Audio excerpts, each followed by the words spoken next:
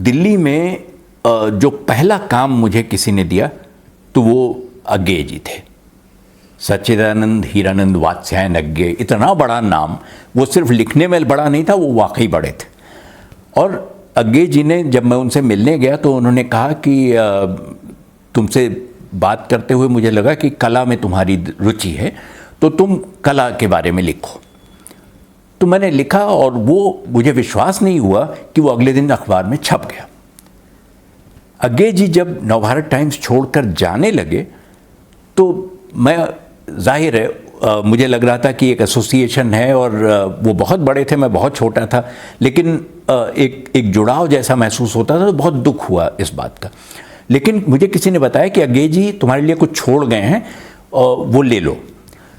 मैं गया, वहाँ एक लिफाफा रखा था, उसमें अज्ञे जी ने अंग्रेज़ी में एक पत्र लिखा था, साइन किया था और लिखा था कि Madhukar is a very bright boy and I hope he does well in life. हंस पत्रिका का एक आयोजन था दिल्ली में, राजेंद्र यादव उस समय उसके संपादक हुआ करते थे और उसमें नामवर जी भी आमंत्रित थे, नामवर सिंह। तो मैं भी सुनने गया हुआ था। जो मंच था उस पर राजेंद्र यादव को छोड़कर बाकी सारे वक्ता उपस्थित थे। नामवर जी परेशान थे कि राजेंद्र कहाँ गए। तो राजेंद्र जैसे ही दिखाई पड़े राजेंद्र यादव, उन्होंने पूछा कि कहाँ चले गए थे तुम।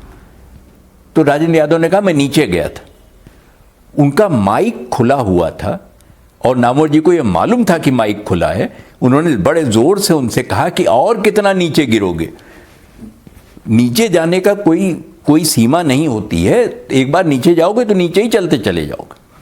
तो दोनों ने ठहाका लगाया उस पर और पूरा सभागार ही हंस रहा था, क्योंकि ये उनकी निकटता और उनका परस्पर जो संबंध था वो रेखांकित करता है।